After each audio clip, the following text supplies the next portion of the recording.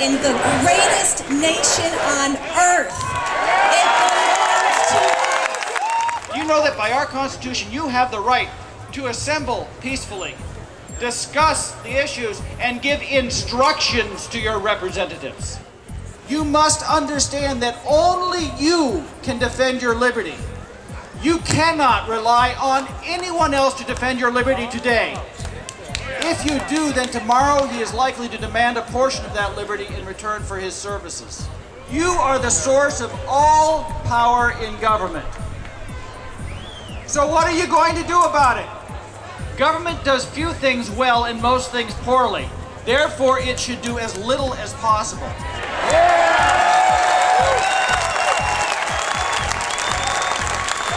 The government takes more and more and more.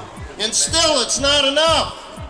No, now in the name of stimulus, in an effort to provide bailouts for other people's companies, they're taking more money from me and my business, and my children, my children's children. How can they do this?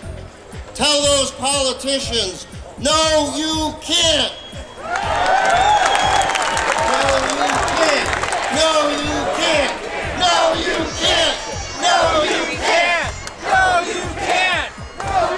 Enough is enough. Federal spending is out of control.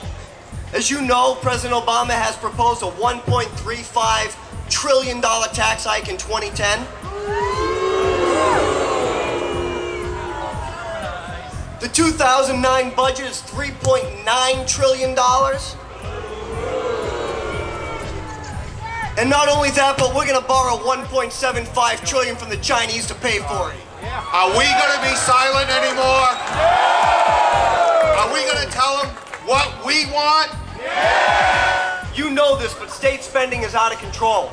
It's up 238% in the last 15 years. From 2000 to 2007, state employment has grown at 12%, while private sector job growth has grown at 3%. We're in the middle of a recession. It's this horrible situation we're in. So let's increase spending 11%. Because at home, we're all increasing our spending 11%, right? Yeah, right. Anybody here? Right. Does anybody think it's a good idea to raise taxes in a recession? No! Does anybody think it's a dumb idea? Yes!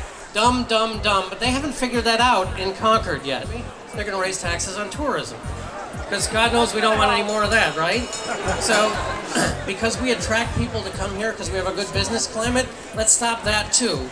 So let's pass a capital gains tax and push that through the House. New Hampshire is the fastest growing state in the entire Northeast, okay?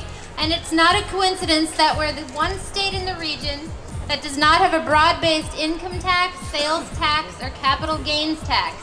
That's why we have people flocking to move here. They win when you go away. There is nothing more dangerous than an informed taxpayer. What they don't hear from is us. And we can change that. If you're a state rep in New Hampshire and 10 people call you, that's the equivalent of an earthquake. Here's how to win. When you start drafting a warrant article, when you start quoting a statute, when you ask to be on the budget committee, when you ask for a copy of an audit, that's how you win. The Coalition of New Hampshire Taxpayers will help you do that. Hello, New Hampshire taxpayers. Have you had enough? I know I have. The tax cap is based upon the simple principle that your government should not take your money any faster than you can earn it. Everyone should take a lesson from Franklin's history. High tax rates do not bring high revenue. That's right. Low tax rates bring economic vitality, and the revenue follows. That's right.